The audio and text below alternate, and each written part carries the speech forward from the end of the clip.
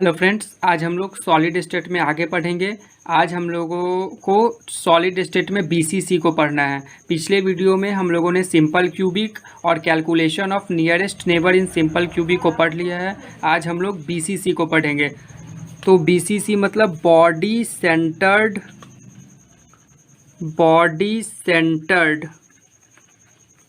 Cubic structure. Body centred cubic structure मतलब BCC को आज हम लोगों को पढ़ना है।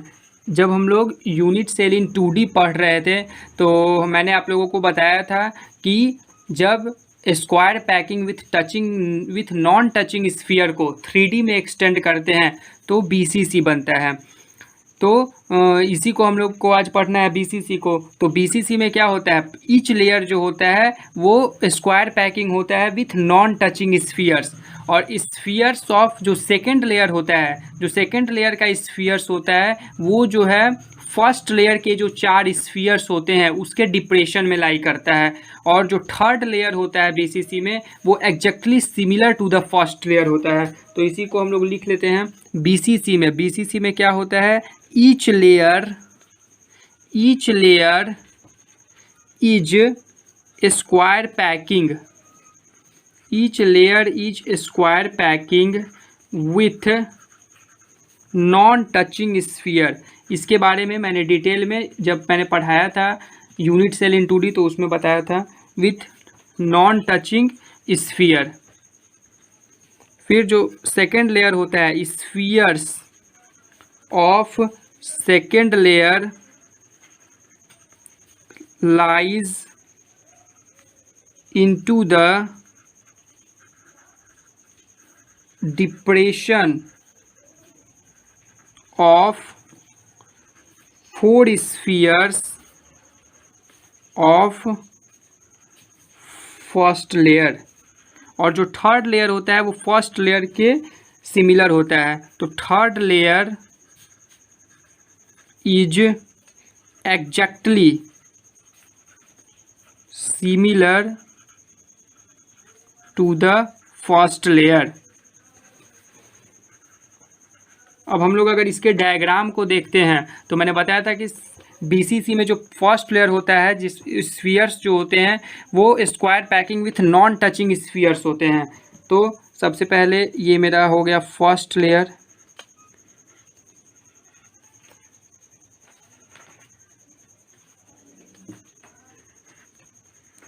ये मैं फर्स्ट लेयर बना रहा हूँ बीसीसी का। तो ये देखिए इसमें यूनिट सेल जो हो गया वो स्क्वायर, यहाँ पे स्क्वायर पैकिंग बन रहा है। और जब हम लोग इसको 3D में देखेंगे तो ये क्यूब बन जाएगा। अब इसमें ये मेरा फर्स्ट लेयर हो गया, ये फर्स्ट लेयर हो गया इस स्क्वायर पैकिंग आपको यहाँ पे दिख रहा होगा विथ नॉन टचिंग स्फीयर्स। यहाँ पे आपस में स्फीयर्स जो है वो टच नहीं कर रहे हैं। और जो सेकंड लेयर होता है इसमें वो जो फर्स्ट लेयर होते हैं, फर्स्ट लेयर के जो 4 स्फीयर्स होते हैं उसके डिप्रेशन में लाई करता है, मतलब डिप्रेशन में लाई करेगा। फिर यहाँ पे ये दोनों आपस में टच नहीं करते हैं। फिर इस तरीके से ये डिप्रेशन में लाई करेगा। तो ये हो गया, इस तरीके से ये रहेगा। तो ये मेरा हो गया फर्स्ट लेयर। और ये जो आपको ब्लू से दिख रहा है ये हो गया सेकंड लेयर। ये जो सेकंड लेयर होता है वो फर्स्ट लेयर के जो 4 स्फीयर्स होते हैं उसके डिप्रेशन में लाई करता है। और जो थर्ड लेयर होता है वो जस्ट फर्स्ट लेयर के सिमिलर होता है, मतलब ये आपका फर्स्ट लेयर हो गया, फिर ये जो है ये आपका सेकंड लेयर हो गया और थर्ड लेयर जस्ट इसके ऊपर होगा, इस तरीके से। तो अब इसको अगर हम लोग 3D में देखेंगे तो ये क्यूब बन जाएगा। अगर हम लोग अब इस क्यूब को अगर देखते हैं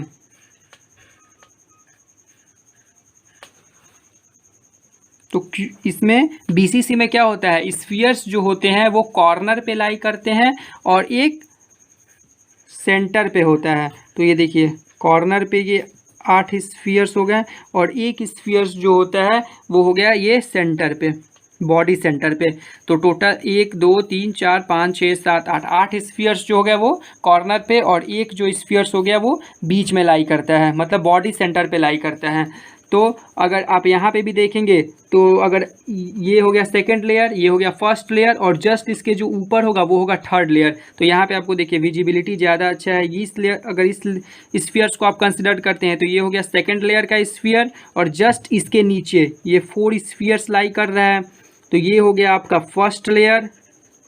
और फिर यहाँ पे अगर इस 4 को देखते हैं तो जस्ट इस वाले स्फीयर के ऊपर है, तो ये हो गया फर्स्ट, सेकंड, और ये हो गया थर्ड लेयर। तो इस तरीके से इसमें ये हो गया first layer, second layer, third layer. अब हम लोग इसमें कोऑर्डिनेशन नंबर के बारे में बात कर सकते हैं। तो कोऑर्डिनेशन नंबर कितना होगा, आप लोग यहाँ से आसानी से समझ सकते हैं कि अगर ये आप जो डिप्रेशन में जो लेयर है अगर उसको कंसीडर करते हैं तो ये ऊपर फर्स्ट लेयर की ये 4 स्फीयर्स हैं, और फिर थर्ड लेयर के जस्ट एग्जैक्टली ऊपर फर्स्ट लेयर के जो थर्ड लेयर होगा वो सिमिलर टू है फर्स्ट लेयर, तो उस नीचे 4 लेयर, और फिर सेकंड लेयर के ऊपर जो एक लेयर होगा उसका ये 4 स्फीयर्स, तो टोटल 8 हो गया। तो कोऑर्डिनेशन नंबर 8 हो जाएगा। अगर आप लोग यहाँ से समझना चाहेंगे तो ये अगर स्फीयर्स को कंसिडर करेंगे तो इसके नीचे ये 4 स्फीयर्स हो गए और इसके ऊपर 4 स्फीयर्स, तो टोटल 8 हो गए। तो ये कोऑर्डिनेशन नंबर 8 कैसे आया, तो each sphere touches 0 in its own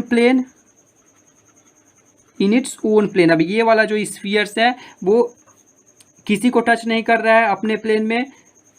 4 in its upper plane, 4 in its upper plane, and upper plane में 4 को टच कर रहा है, and 4 in lower plane, lower plane में फिर 4 को टच कर रहा है। तो इस तरीके से आपको बीसीसी में याद रखना है कि बीसीसी का कोऑर्डिनेशन नंबर जो है वो 8 होता है, और जो स्फीयर्स होते हैं वो प्रत्येक लेयर जो होता है वो स्क्वायर पैकिंग होता है with non touching spheres. Second layer जो है वो डिप्रेशन में लाई करता है, फर्स्ट लेयर के जो 4 स्फीयर्स हो गए उसके डिप्रेशन में लाई करता है, और थर्ड लेयर जो होता है वो exactly similar to the first layer.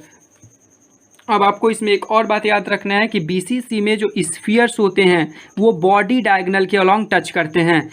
तो ये आप लिख सकते हैं कि spheres in BCC touches along body diagonal, body diagonal के अलोंग स्फीयर्स जो हैं वो बॉडी डायगोनल के अलोंग टच करते हैं, किसमें, तो बीसीसी में।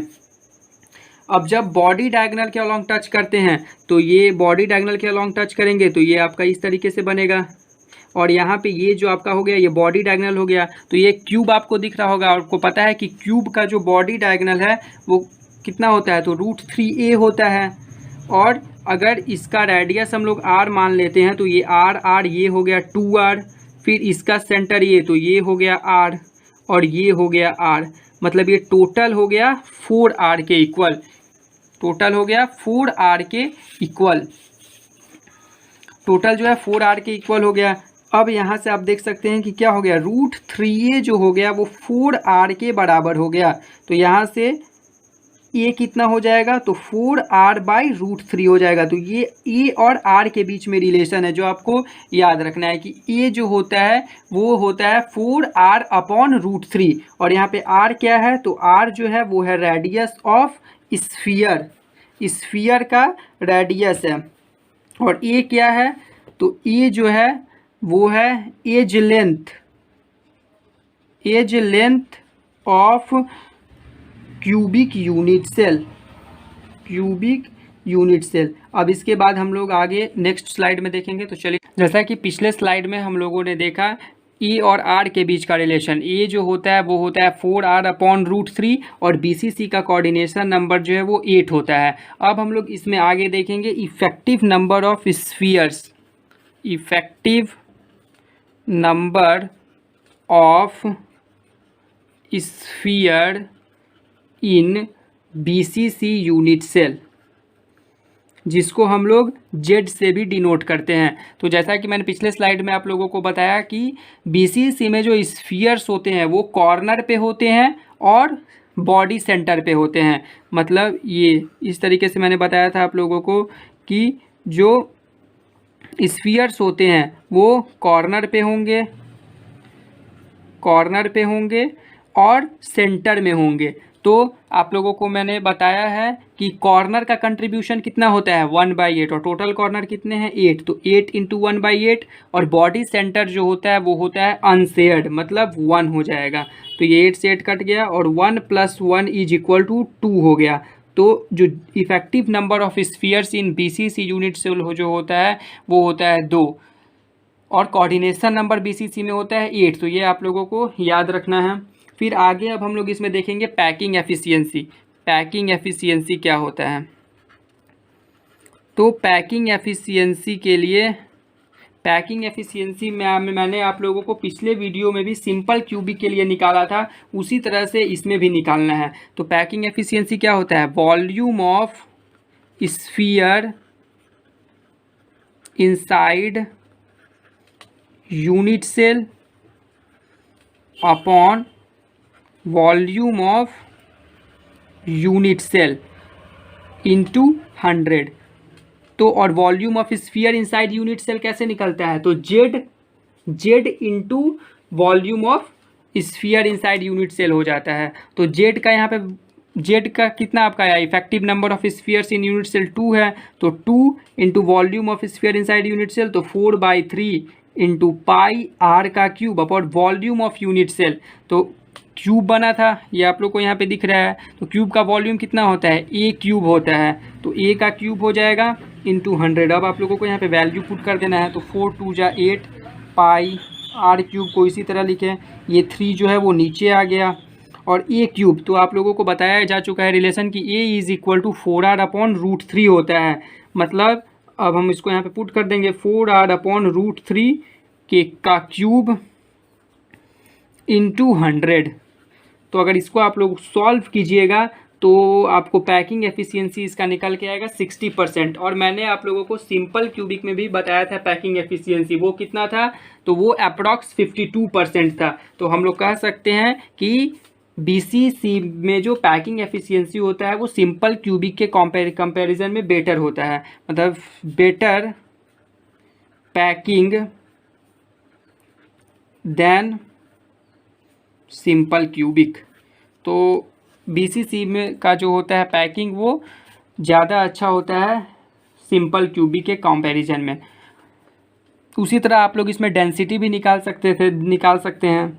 डेंसिटी का आपका फॉर्म ये डेंसिटी है। डेंसिटी का फॉर्मूला आपको बताया जा चुका है पिछले वीडियो में भी। तो डेंसिटी कितना हो? Density of BCC lattice, density of BCC lattice तो वो कितना हो जाएगा? तो वो होता है Z into molar mass upon Avogadro number, Z into molar mass upon Avogadro number upon a का क्यूब।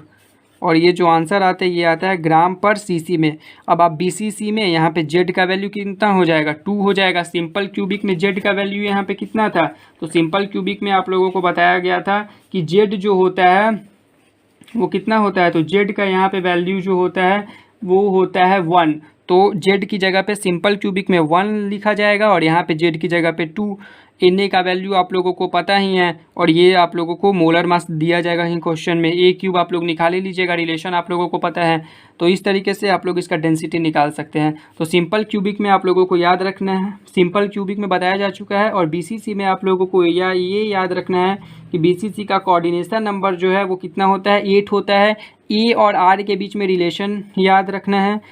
और आप लोगों को इसका पैकिंग एफिशिएंसी याद रखना है कि 68% होता है। और डेंसिटी आप लोग निकाल ही सकते हैं, फॉर्मूला पीछे बताया जा चुका है पिछले वीडियो में। अब हम लोग इसके आगे का कॉन्सेप्ट नेक्स्ट वीडियो में देखेंगे।